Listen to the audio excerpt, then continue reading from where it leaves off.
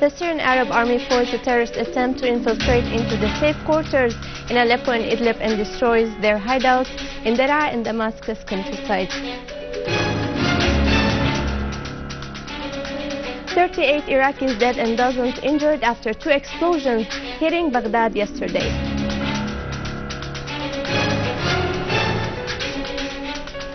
Four people killed and dozens wounded after terrorist extremists target a wedding at a church in Egypt.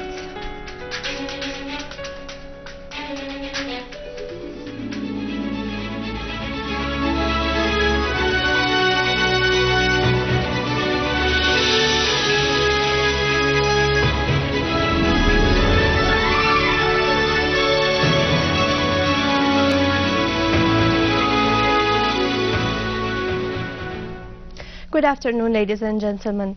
In its 7th session, the People's Assembly, chaired by the Speaker Mohammed Jihad al-Laham, listened to the replies of the Ministry of the Interior and the Ministry of Justice to the written questions of the members of the Assembly submitted by the Ministry of State for the Affairs of the People's Assembly. The question is about the possibility of activating Article 205 of the Law of Labor number 17 of 2010 about labor courts carrying out the final judicial rules concerning the Ministry of Oil and the possibility of considering the method of competitions to choose judges and the creation of special courts to deal with litigations concerning supplies. The UN Secretary General Ban Ki-moon considered the resolution of the UN Security Council on Syria as a real step forward that creates optimism about solving the crisis. He told the Russian paper Svetsya that the UN and the Organization Forbidding Chemical Weapons are working together to carry out this urgent mission of destroying the Syrian chemical weapons. This would be an achievement to preserve world security and peace and a strong incentive to end the dispute in this country. Mr. Ki-moon asserted that the only solution of the Syrian crisis is through negotiations. The Indian Prime Minister renewed India's appreciation of Russia's diplomatic efforts to solve the crisis in Syria and the Russo-American agreements about the Syrian chemical weapons. In a lecture in the University of International Relations linked to the Russian Foreign Ministry, he expressed support for President Putin's efforts concerning the political solution in Syria and the Russo-American agreement to destroy the Syrian chemical weapons. He also pointed out that the crisis in Syria was not tragic for the Syrian people alone, but it also threatened security and stability in the whole region and could have larger security and economic effects and implications beyond the region.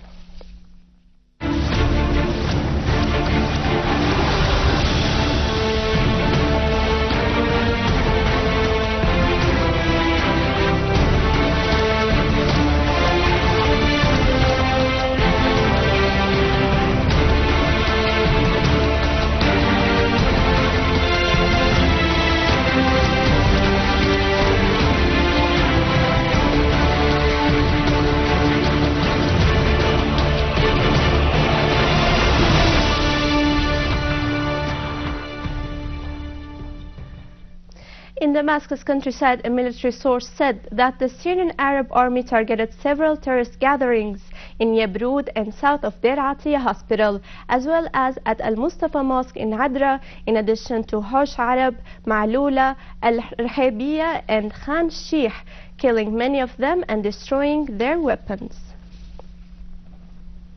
In the Iraq countryside, the Syrian Arab Army units chased terrorists, confiscated 6 law missiles, 7 Israeli-made communication devices, 12 ammunition boxes, 14 machine gun and a rifle in Al-Taba village in Wa'ar al-Lajahat. The army units also killed and injured members of the terrorist groups. The Syrian Arab Army destroyed warehouses and terrorist dens in Daraa al-Balad, the camp, Al-Sad Road, Da'al and Al-Yadud in the countryside. In the meantime, the Syrian Arab Army units chased an armed terrorist group who attacked military checkpoints in Al-Sheikh Meskin town, Al-Zarura, Al-Hiran, Al-Qadr, Ain Freha and Zahrat Al-Hafayr on the road of Al-Hirak, eliminated and injuring some of the terrorists. Also, the army destroyed their dens to the west of Al-Zahiriya school in Nawat town. In Aleppo countryside, the Syrian Arab Army units eliminated and wounded terrorists in an attempt of infiltration to the safe areas in a number of the city's neighborhoods.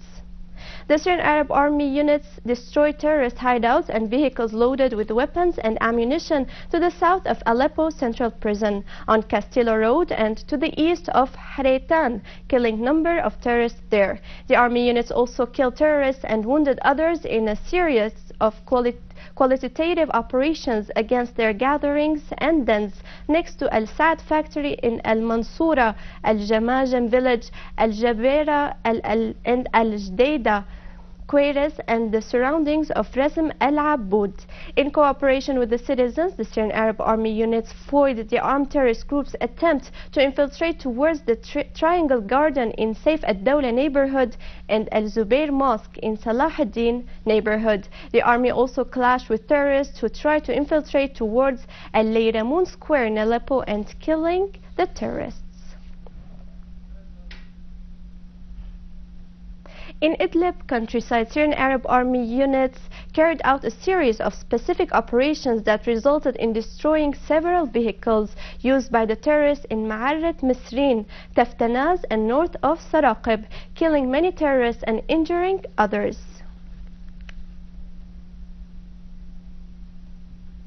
In Deir ez-Zor, Syrian Arab Army repelled an attempt by the armed terrorist groups to sneak into Al-Ikhlas Mosque. The terrorists attacked the mosque by explosives and explosive devices, inflicting heavy damages in it.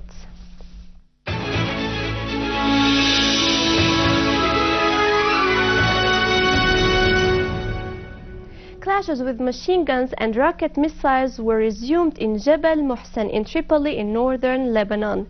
Lebanese media asserted that tension came back to the area as armed men appeared in several quarters. This led the Lebanese army to declare a state of alert.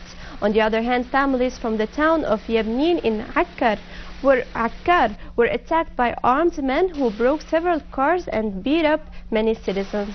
This created tension among the people of Yabnin.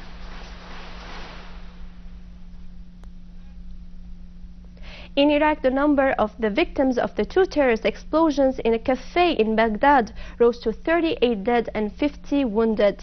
Sources in the Iraqi police said that a suicidal terrorist driving a small vehicle detonated it outside the cafe, while another terrorist wearing an explosive belt killed himself among the people who gathered in the place, killing at least 38 of them. Meanwhile, 5 Iraqi policemen were killed and 9 others were wounded in an attack by 2 suicidal terrorists to the west of Baghdad. At the same time, armed terrorist attacks attacked the headquarters of security police. Yesterday, Iraq witnessed a series of terrorist explosions that killed and wounded dozens of people in the governorates of Diyala, Al-Anbar, and Samarra. The spokeswoman of the Iranian Foreign Ministry, Mrs. Mardia Afkham, strongly condemned the Zionist attempts to destroy and divide Al-Aqsa Mosque in occupied Jerusalem. She stressed the necessity of strongly condemning these Zionist plots throughout the international and Islamic quarters. She called upon all the parties concerned to shoulder their responsibility to put an end to the desecration of the holy shrine of Al-Aqsa Mosque at the hands of the Zionists. Terrorist gangs turned a wedding ceremony in the Virgin Church in El Gizeh in Egypt into a scene of a dirty crime. Armed terrorists suspected of belonging to the gangs of the Muslim Brothers attacked the people in church and opened fire at random, killing 3 people, including a child, and wounding 18 others. Bishop Dawood Ibrahim asserted that this crime targeted Egypt as a whole and not just one sect. He also asserted that the criminals would never succeed in igniting a dispute among the Egyptian people. And with this we conclude our news. Now over to the economic news, but after the break.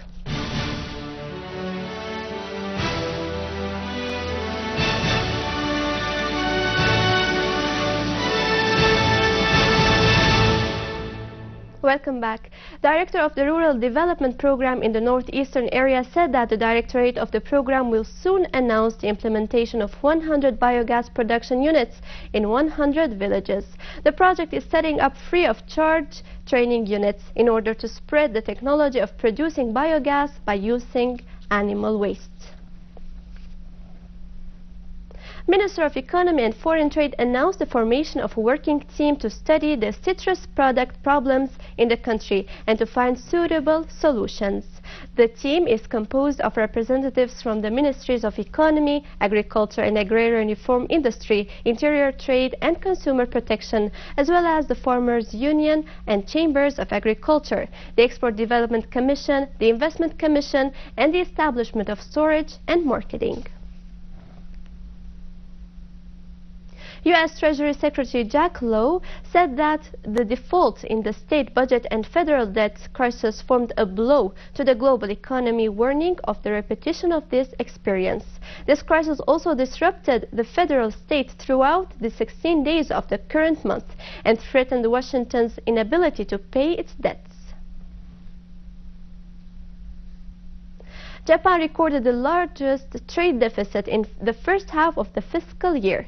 The deficit reached $51 billion. The officials attributed this to the increase in importing and exporting crude oil and other fuels using the yen currency, which has witnessed a significant decrease in its value recently. Brent futures edged lower towards $111 per barrel after an unexpected decline in China's exports, while a looming deadline for the U.S. debt ceiling added to worries about the outlook for oil.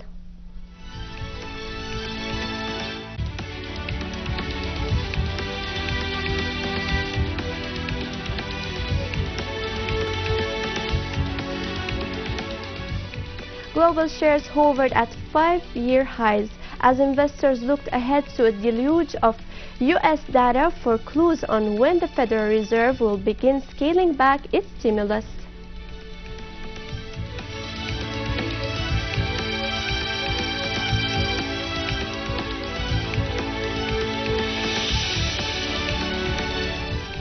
Gold edged up to near 1.5-week highs above $1,300 an ounce. Supported by expectations the Federal Reserve would hold off curbing its economic stimulus.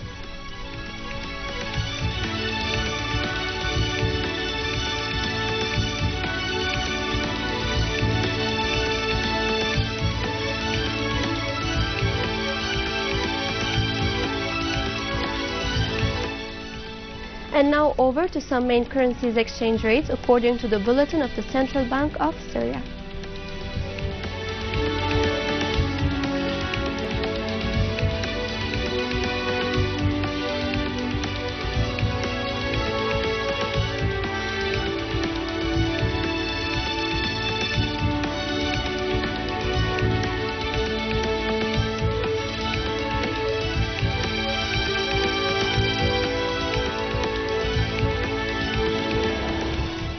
With this, we conclude our news. Thank you for watching us. You can always visit our website www.syrianonline.sy. Goodbye.